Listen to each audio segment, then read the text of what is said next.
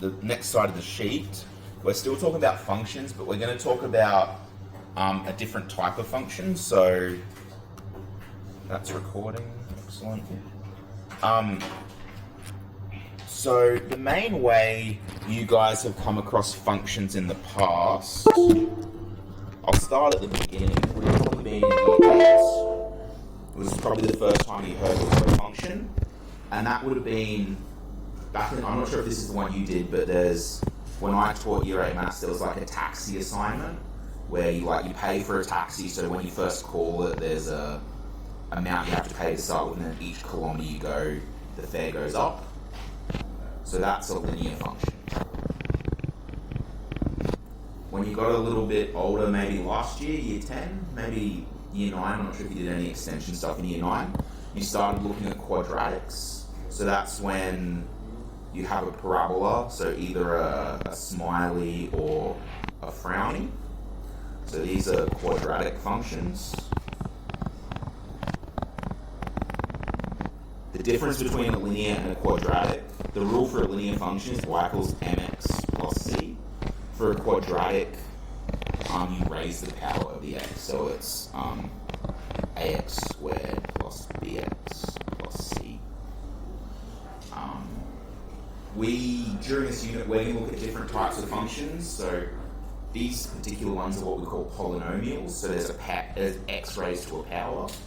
Linear has x to the power of 1, quadratic has x to the power of 2, a cubic function has x to the power of 3, a quartic function has x to the power of 4. We'll look at those in a little bit of detail later on in the term.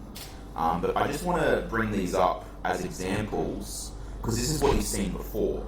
Both of these functions are what we call continuous. It probably says it on the next page, I should probably read that off instead of repeating myself.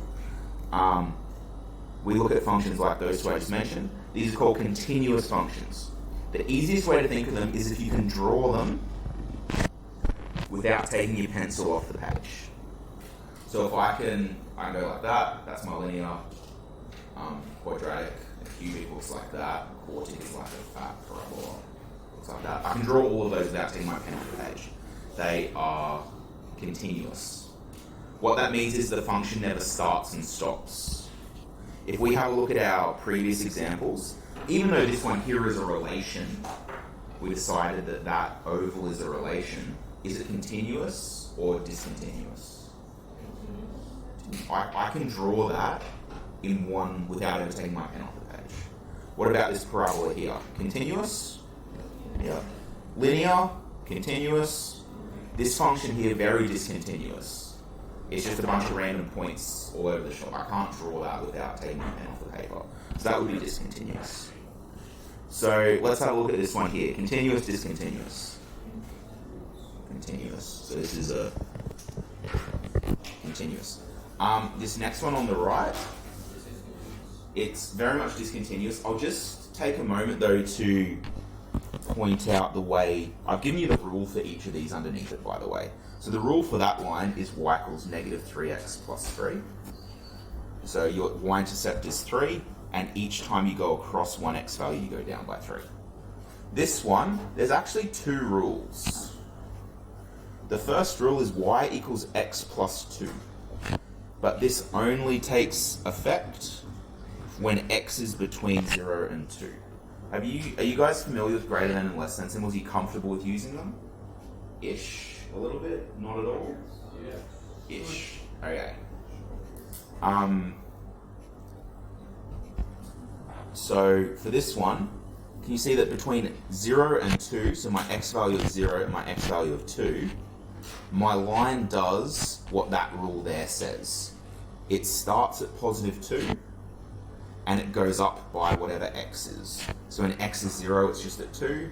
When x is 1, it would be at 3. And when x is at 2, it would be at positive 4. Can you also see that at the top here, that circle is filled in? The reason that circle is filled in is because it's a greater than or equal to. A filled in bubble means that the function exists at that point. The reason I say, see how this bubble here isn't filled in? It's because of this bit at the beginning. X has to be greater than 2. because there's no equal sign, this one doesn't exist at x equals 2. That might be a little bit hard to get your head around with. But basically, because this one has an equals 2 sign, the function exists at that point. Because this one has a strictly greater than, it only exists after that point. Yep.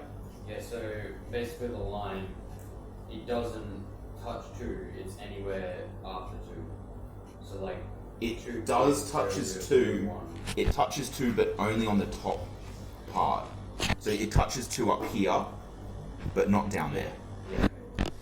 And then my function ends at 5. And because it has that equal sign, you have that bubble put in because the function exists there. Now, is that I've been saying function, but is it a functional relation? Does it pass the vertical line test? Yes. It does. It does. We're having a bit of debate. So there's only one place where it would be a concern whether it passes or not, wouldn't it? And that would be along this line here. Yeah, no, you're right. It doesn't exist at that point there. It only exists at the top.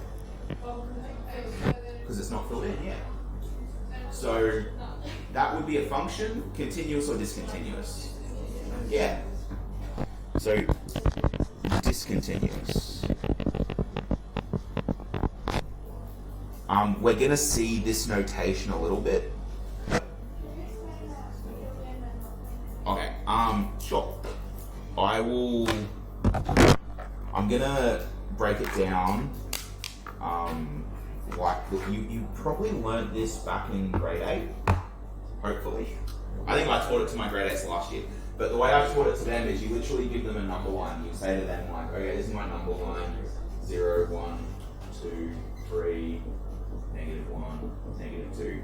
If I said to you that I have some variable x, and x has the condition that it is bigger, it's greater than 1. We don't know what value x is, we just know the one condition that it's bigger than 1. So we put a bubble at 1, and we know it's bigger than. Does it exist in that bubble? Because it has to be bigger than it. So we just leave that blank to show that it doesn't exist there. It only exists after it. No. It could be 1.000001, but not 1 itself. Any value bigger than it can be, but not itself. If I then told you that x is less than or equal to 2, I put a bubble at 2, I care about less than, so we're going that way. I'd fill in that bubble though, because it can be equal to 2 as well as less than. I didn't get the first one, the 7-1. Oh, so that's it's a greater than symbol. So greater than. Sorry, it's really hard with greater than symbols because it depends what way you read it from. Greater than, less than, greater than or equal to, less than or equal to. The way I learned it, and to this day this is still the way I remember it, I draw the teeth in. The crocodile eats the little number first is the way I remember it. So 1 is smaller than 3, it's eaten the 1 first, and now it's having a go at the 3. Or it eats the big number. That's probably an easier way to remember it, to be honest. So the crocodile eats the big number. So for this one, the crocodile the bigger number would be 2. So 2 is bigger than or equal to x. So it could be 2 or it could be less than that. And what's the first one? Is x bigger than 1? X is bigger than 1, x is greater than. So why does the circle not put in? It's not coloured in because it's not equal. It's not equal to 1. It can be anywhere from 1, just after 20. If I said to you, how much are you willing to work for? And you said, I will not work for less than $15 an hour. Sorry, I need more than $15 an hour. If I said, okay, will you work for me for $15 an hour? And you'd say, no, I said more than $15 an hour. That's literally under what I'm prepared to do. So, yeah, we need this one, we need x to be bigger than 1. It can be any number that's bigger than 1. That's why I have the arrow, because x could be 100, x could be in positive infinity. It could be 1.00001, be 1.0000001, but it couldn't be 1 itself, because it has to be bigger than it. It can't be that. And I'll just do one more of these. If I then said that, probably shouldn't use x every time, but I'm going to say that x is greater than or equal to, I don't know, -2, but it's also less than 3. So x is between greater than or equal to -2, but it's strictly less than 3. Well, let's start at the bottom. It has to be greater than or equal to -2. So we can fill that one in because it can be equal to that value. The biggest value it can be is 3. It's less than 3, so the numbers over and half. Yeah, because it can't actually be 3. Yeah, got it. Okay, understand. So if we pop back to our example on the board, it's a similar thing, just in 2 dimensions instead of 1 dimension. We have this one. X is caught between 0 and 2, but it can be equal to either of those numbers. So that's why we're filled in. On this one, x is caught between 2 and 5, but it can't be 2, it has to be bigger than 2. It can be 5 though, so we colour that one in. Actually, you guys should have done inequalities last year in year 10. You look at inequalities on the plane at all? Right. It's often a forgettable unit from what my year 10s did last year. Okay, so let's get back on track. Let's look at our next function. So we have this lovely tan function. Anyone in my classes eventually finds out I hate the tan function with a passion. It sucks. It's the worst. The reason why is in the y direction, it goes as far down as -infinity, and in the positive y direction, it goes as far up as positive infinity, then it just repeats itself. So it goes down, up, and then once it gets to positive infinity, it flips around, goes back down to negative infinity. So that's sort of what you can see here. Goes up, flips back down to negative infinity, back up to 0, back up to positive infinity, flips up. So, continuous. Could I draw that without taking my pen off the paper? But then it's a relation.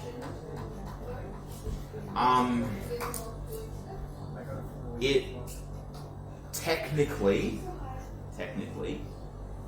if you drew a vertical line along here, it would intercept at positive infinity and negative infinity. Now the problem is positive infinity and negative infinity don't exist. We can't actually get there. So there's not actually a place where that crosses over. So it's a discontinuous function. It's not a relationship because it passes the vertical line test. So this is a discontinuous function.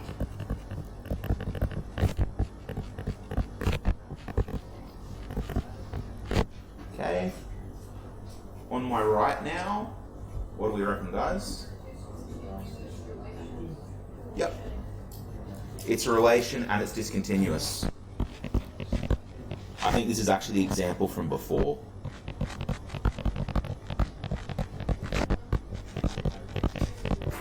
Discontinuous relation. The function, because they both pass the vertical line test. So this one passes nobody equally function test. The only place there could possibly be 2 is there and there, but it doesn't exist outside it. Or to the right of it, I should say, because it doesn't exist in each direction. Alright, next one. This is actually what a cubic function looks like. Like I said, we'll be looking at these later in the term. So a cubic function is like a parabola with an extra bend in it. It goes as a parabola, changes its mind, and decides to turn again. Yeah, it's a continuous function.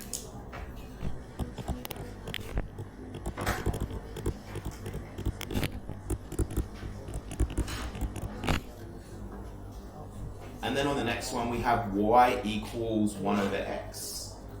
Later on, we will learn that that is the inverse function. We'll do a little bit of playing around with that a little bit later on in the term. Straight away, continuous, discontinuous. Yep. and it's quite like tan, where it goes to negative infinity, and then it flips. Is that the only place it touches? Yeah, at positive and negative infinity is the only place where And they're. then it's a function. It is a function. So it's a discontinuous function.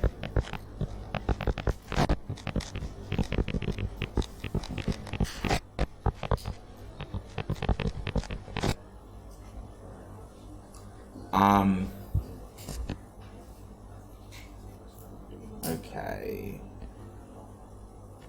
The last bit of text is just talking about that one we spent a bit of time on. So that's this second example, where we had the line going like that, and then the line going like that. That's a special type of function. It has its own name. It's called piecewise, because we look at a piece at a time. And it's made, even though it's like we call it a function, it's actually made up of two smaller functions. We have our first function, y equals x plus 2, our second function, y equals negative x plus 4. So that's what we call a piecewise function. This means it's made up of several segments that each have a limited domain, so it only exists for certain x values. Piecewise functions are used to model real-life situations, like a parachutist falling and then deploying their chutes. So if you think about a parachutist, they jump out of an airplane. What would their speed, I suppose it would go up exponentially till they hit terminal velocity. So once you jump out, you fall faster, faster, faster, faster till the speed you're falling sort of matches your air resistance, and then you cap out at that speed, your terminal velocity, and you'd go at that speed so it would become linear.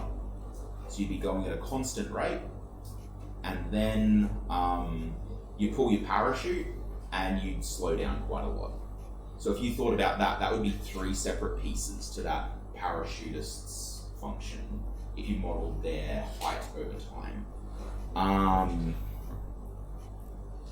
You guys probably wouldn't have had much experience with this, but if you ever are in a city and you get a taxi, depending on what areas of the city you go through, they charge you different rates.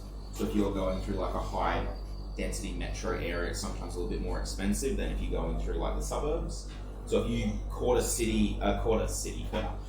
taxi in Townsville in the city, and then you drove to one of the outskirts, I don't know, Kerwin or something, your fare while you're in the city part might be a bit higher, it's going up steeper than at the second part of the trip. So that would be another example of a real life piecewise function. I'm almost 100% sure that piecewise functions will come back up in various exams you do. So that's why I've taken the time today to go through it. Okay. Oh, whoops, I forgot to turn off that page sheet. That's alright. How's our time looking, guys? We have 20 minutes. Cool. I might actually get you, I'm pretty sure I'll go through this first one with you, and then there's some good practice in the textbook that we'll do to finish off. Shouldn't take us too long. So let's just go through this first one. Our first function is y equals 3. And that function exists from 0 to 3 in the x direction. So when x equals 0, what does y equal for that first one? 3. Because our function is y equals 3. So when x, so this is there's actually no real relationship between the x and the y. It's just no matter what, y is 3 for that domain. So at the beginning, when x is 0, y is 3. So I'm going to do a closed-in bubble purely because that says equal to, less than or equal to. Then at the end of my domain will be at positive 3 again. X is 3, y is 3. So that's the first part of my piecewise function. The next part of my piecewise function is a little bit trickier.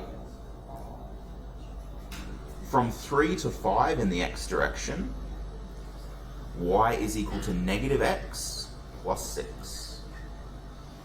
So we're starting at 3, so let's sub that into our equation. Y, equals negative 3 plus 6. So positive 3. So it starts at that same point, and then at 5, y equals negative 5 plus 6. Negative 5 plus 6, positive 1. So at x equals 5, y equals 1.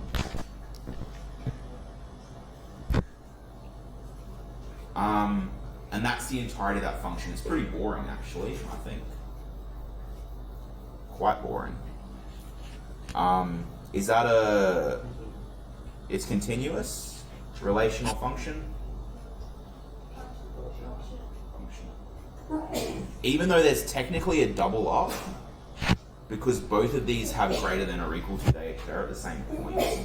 So it's as if it's 1 point. Yeah. Let me find where this is in the textbooks, and I'll get you to have a go at doing a couple yourselves. Does that make sense, by the way? Does that make sense? The piecewise stuff. So you just have limited domains, so it only exists over certain domains. Can I get you to just have a go at question 1? Sketch of, 232. That's probably important information. Page 232, just question 1.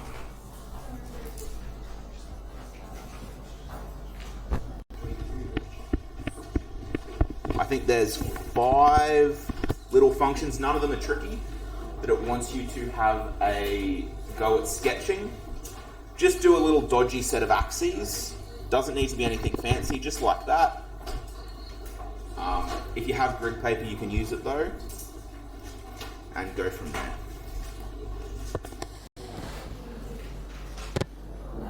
And I think I will terminate that recording there.